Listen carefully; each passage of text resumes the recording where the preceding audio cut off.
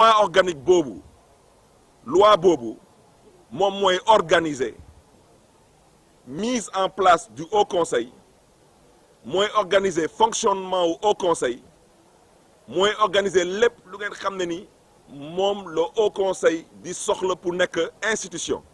wante loi boobu mënul organiser nu ñuy fale Haut Conseil yi loi organique Assemblée nationale am na loi organique bu ñuy woowee règlement intérieur Assemblée nationale du moom mooy décider nu ñuy falee ay député di leen di yóbbu Assemblée nationale kon nag ñu ngi ñaawlu taxawaayu ministère de l'intérieur parce que lu ministère de l'intérieur wax dafa dëppoowul ak dëgg lu dëppoo ak dëgg mooy lu code électoral wax loi électorale article L11-7 nee na nañu góorgóorlu ñoom waa ministère intérieur 15 jours balaa ñuy dem ci élection yi dañu joxe liste électeurs yi par bureau de vote ñoom lu ñu wax dañu ne bépp élection nag ñu tuddee ko nag scrutin moo xam élection présidentielle moo xam élection député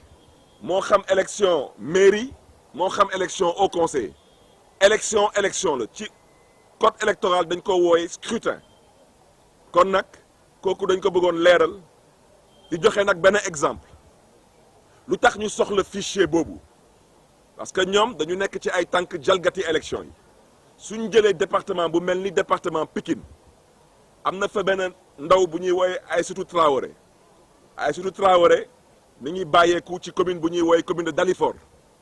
ñu investir ko ci benn liste de coalition au niveau du département de Pikine préfet Pikine bu muy génne liste bi turu Aïssatou Traoré nekkuloon ci liste boobu te Aïssatou Traoré nekk candidat ci élection yi xam ngeen suñu jëlee exemple bu mel ni Dakar Aïssatou Fall nekk conseiller municipal Grand Dakar tey ñu tabb ko mu nekk ci liste ànd taxawu Dakar suñu génnee tey liste département de Dakar ànd taxawu Dakar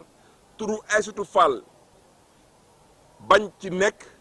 tey à l'heure où je parle amutuñu benn recours pour mën a changer la liste kon ñoom lu ñu def nii dañ ko def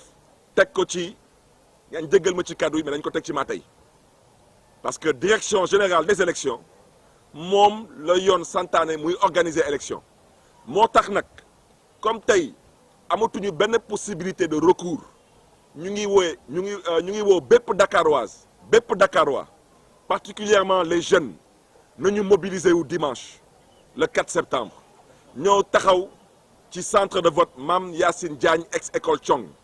parce que ñoom lu ñu def xam nañ bu baax lu ñuy def lu tax centre de vote bi yóbbuwuñu ko Grand Yoff lu tax centre de vote bi yóbbuwuñu ko Parcelles Assainies foofu la conseiller ëppee ñu jël centre de vote bi indi ko fii biir plateau indi ko nag teg ko nag entre gendarmerie Thiong ak commissariat central ñun nag kenn duñu xoqatal dañu xam suñu droit bureau de vote yi nag ñu fay toogal coalition ànd taxawu Dakar Madiop Diop maire de Grand Yoff dina toogal ànd taxawu Dakar Mactar Diaw premier adjoint au maire de Hann Bel-Air dina toogal ànd taxawu Dakar man mi Barthélémy Diaz dinaa toogal ànd taxawu Dakar te lépp lu ñu xamul da ngeen jàpp ni xamuñu ko waaw te lépp lu dëppoowul ak code électoral du jàll kooku foog mu leer parce que fichier électoral bi c'est un fichier riche de 1098 électeurs lu ñu bëgg daal mooy ci gàttal ci 1098 électeurs yooyu képp ku nga xam ne ni génn nga àdduna te remplacé wuñu la bugguñu kenn voter sa place képp ku nga xam ne ni conseiller municipal nga yàlla dogal ren yaa ngi dem Makk wala yaa ngi dem Rome bugguñu kenn voter sa place loolu rek la ñu soxla